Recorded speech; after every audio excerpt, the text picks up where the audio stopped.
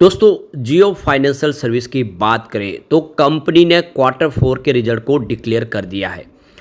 यहाँ पे रिजल्ट बिल्कुल वैसा ही है जैसी अपेक्षा थी।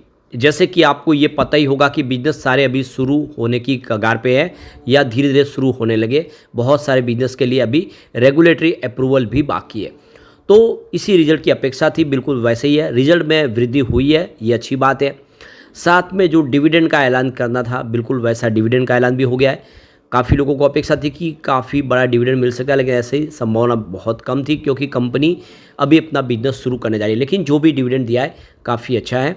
और यहाँ पे अगर आप देखेंगे तो मैनेजमेंट के जो बयान निकल कर उसको भी समझने की कोशिश करेंगे और रिजल्ट के अंदर की क्या पॉजिटिव संभावना और क्या नेगेटिव बातें रही है उसको अच्छे से समझेंगे। यानी रिजल्ट के अंदर की सारी संभावनाओं को तलाशने के बाद सोचेंगे कि आगे क्या इसमें रणनीति बनेगी। लेकिन फ्रेंड्स, उससे पहले अगर आप पहली बार हमारे चैनल पे आए तो चैनल को सब्सक्राइब कर दीजिए, एक बेल आइकॉन दबा दीजिए ताकि जब भी नया वीडियो बने पहला नोटिफिकेशन आपको मिले। वीडियो पसंद आए तो लाइक से जरूर कीजिए। चलो फ्रेंड्स, वीडियो स्टार्ट करते हैं। मैं हूँ आपका दोस्त SB दवे और हमारे अपने चैनल ऑनलाइन कमाई में आपका बहुत बहुत स्वागत है। तो सबसे पहले जियो फाइनेंशियल के कल के कारोबार की बात करें तो 246 पर क्लोजिंग देखने को मिली। 1.62% की तेज़ी थी। वैसे बाजार में तूफानी तेज़ी आ गई। बाजार क्लोज होते थे, बाजार 1500 पॉइंट की तेज़ी के साथ सेंसेक्स ने क्लोजिंग दी है। तो ये जो तेज़ी बनी ये लार्ज कैप में थी, मिड कैप स्मॉल कैप में इतना कोई खास प्रदर्शन नहीं था। लेकिन अच्छी बात यह है कि बाजार में तेज़ी लौट आई है। उसके पीछे वजह एफआई पिछले 3 ट्रेडिंग सेशन से लगातार बाजार में खरीदारी करे और ऐसे में बाजार के लिए संभावना काफ़ी पॉजिटिव बन चुकी है। तो यहाँ पे देखो कि जियो फाइनेंशियल सर्विस ने फाइनेंशियल 2024-25 के मार्च तिमाही के नतीजे हमारे सामने पेश किए और यहाँ पे जो कंपनी का प्रॉफिट है वो 316.11 करोड़ के आसपास रहा है, जहाँ पे 1.8% की ईयर ऑन बेसिस पे वृद्धि देखने को मिली। यानी लगभग 2% का प्रॉफिट में इजाफा हुआ है पिछले साल सेम क्वार्टर के मुकाबले। और यहाँ पे आप देख सकते हो कि पिछले साल सेम क्वार्टर में अगर आप देखें तो जो प्रॉफिट था वो 310 करोड़ के आसपास था, तो उसमें वृद्धि हुई है ज़रूर। इसके अलावा जो कंपनी की जो टोटल इनकम है उसमें 24% की अच्छी खासी वृद्धि हुई है, जो 518 करोड़ तक पहुँच गया है। पिछले साल सेम क्वार्टर में ये 418 करोड़ के आसपास था, तो इनकम अच्छी खासी बढ़ी है। नेट प्रॉफिट में देख सकते हो पूरे साल की बात करें तो 1612 करोड़ के आसपास रहा है, जो पिछले एक साल पहले अगर आप देखें तो 1604 करोड़ के आसपास था। कुल मिला के प्रदर्शन बेहतर रहा है।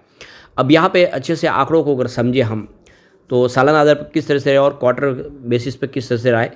तो सबसे पहले बात करें कंपनी के टोटल रिवेन्यू की, तो फाइनेंशियल 2025 के मार्च की बात करें तो 493 करोड़ के आसपास रहा और फाइनेंशियल 2024 के मार्च की बात करिए 418 करोड़ के आसपास था, जिसमें 18% की वृद्धि देखने को मिली है। सालाना आधार पर 18% की वृद्धि है। टोटल इनकम की बात करें इस बार फाइनेंशियल 2025 में मार्च क्वार्टर में 518 करोड़ के आसपास रहा है, जो फाइनेंशियल 2024 के मार्च में देख सकते हो कि 418 करोड़ के आसपास था। तो यहाँ पे 24% की वृद्धि देखने को मिली है टोटल इनकम में। टोटल खर्च की बात करें कंपनी का 168 करोड़ का खर्च रहा है इस बार मार्च क्वार्टर में फाइनेंशियल 2025 के। तो पिछले साल सेम क्वार्टर में ये 103 करोड़ के आसपास खर्च था, तो खर्च बढ़ा है। 63% की वृद्धि हुई है और उसके पीछे वजह कि बिजनेस अब बढ़ने लगे तो धीरे धीरे खर्च भी बढ़ेगा, इनकम भी बढ़ेगी। नेट प्रॉफिट की बात करें इस बार 316 करोड़ का टोटल नेट प्रॉफिट रहा है, जो फाइनेंशियल 2024 के मार्च में 310 करोड़ के आसपास था, जहाँ पे 1.8% की वृद्धि देखने को मिली है। तो अच्छी बात यह है कि हर आंकड़ा उत्साहवर्धक है, वृद्धि हो रही है, कहीं पर कोई कमी नहीं आई है। अब क्वार्टर ऑन क्वार्टर बेसिस पे देख ले तो टोटल रिवेन्यू की बात करें तो इस बार अगर आप देखें मार्च क्वार्टर में 493 करोड़ के आसपास रहा है और बात करें यहाँ पे दिसंबर क्वार्टर की यानी क्वार्टर 3 की तो ये 438 करोड़ के आसपास था, जहाँ पे 12% की अच्छी खासी वृद्धि देखने को मिलेगी। रिवेन्यू में 12% की क्वार्टर ऑन क्वार्टर बेसिस पे भी वृद्धि हुई है। अगर हम बात करें टोटल इनकम की, इस बार 518 करोड़ की टोटल इनकम है मार्च क्वार्टर में और दिसंबर क्वार्टर की बात करें यानी क्वार्टर 3 की तो वो 418 करोड़ के आसपास थी, जहाँ पे 15% की क्वार्टर ऑन क्वार्टर बेसिस पे भी बढ़त देखने को मिली है। काफ़ी अच्छी वृद्धि हुई है। टोटल खर्च की बात करें इस बार 168 करोड़ का खर्च हुआ है मार्च क्वार्टर में, जो दिसंबर क्वार्टर में 130 करोड़ के आसपास था। तो यहाँ पे 29% खर्च भी बढ़ा है पिछले क्वार्टर के मुकाबले। नेट प्रॉफिट की बात करें तो इस बार 316 करोड़ का नेट प्रॉफिट बताया मार्च क्वार्टर में जो देख सकते हो कि क्वार्टर 3 में 294 करोड़ के आसपास था। तो नेट प्रॉफिट में क्वार्टर ऑन क्वार्टर बेसिस पे भी 7% की वृद्धि हुई है। तो ये बहुत अच्छी बात है। कंपनी का प्रॉफिट रेवेन्यू दोनों ही बढ़ा है, चाहे आप क्वार्टर ऑन क्वार्टर बेसिस पे देख ले या ईयर ऑन बेसिस पे देख ले, ये सबसे उत्साहवर्धक बात है। साथ में यहाँ पे देख सकते हो कि कंपनी ने बोर्ड मीटिंग का जो फैसला किया उसमें ये फैसला भी साथ में हो चुका है कि पर शेयर 50 पैसे का डिविडेंड देगी कंपनी। 10 रुपये की फेस वैल्यू है और उस पर 0.50 रुपीज़ का डिविडेंड दिया जाएगा, यानी 50 पैसे डिविडेंड मिलेगा। और आप देख सकते हो कि ये जिस तरह से कल्पना की गई थी उसी के हिसाब से, क्योंकि अभी बिजनेस शुरुआती दौर में है तो बड़ा डिविडेंड तो नहीं मिल सकता था, लेकिन जो भी दिया है अच्छी बात है कि कम से कम बिजनेस की शुरुआती दौर में भी 50 पैसे का डिविडेंड पर शेयर दिया जा रहा है। ये एक तरह से अच्छी बात है। यहाँ पे जनवरी से मार्च तिमाही के दौरान कंपनी की जो जियो फाइनेंस की जो नेट इंटरेस्ट इनकम है वो 9,382 करोड़ के आसपास रही है।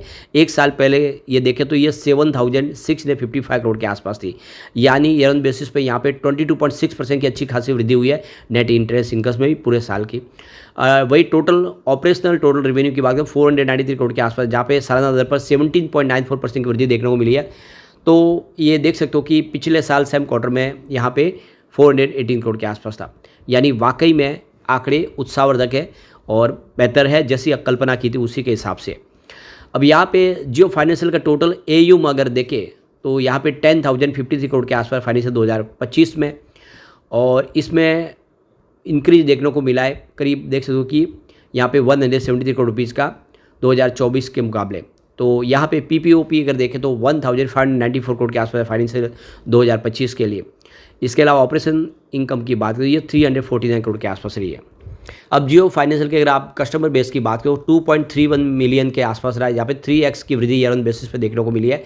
CSA की बात करें प्लस वॉलेट का जो बिजनेस है इनका कंपनी का करंट सेविंग अकाउंट और वॉलेट का बिजनेस में ये 295 करोड़ के आसपास रहा है, जहाँ पे 3x की वृद्धि ईयर ऑन बेसिस पे हुई, यानी कंपनी का जो यहाँ पे बैंकिंग जो बिजनेस है उसमें आप देखो ऑनलाइन बैंकिंग है उसमें भी बहुत अच्छी वृद्धि हुई है। कस्टमर ऐड हो रहे लगातार, online payment aggregator license company को मिला, उसके बाद में बिजनेस में बहुत ही अच्छी वृद्धि देखने को मिली है।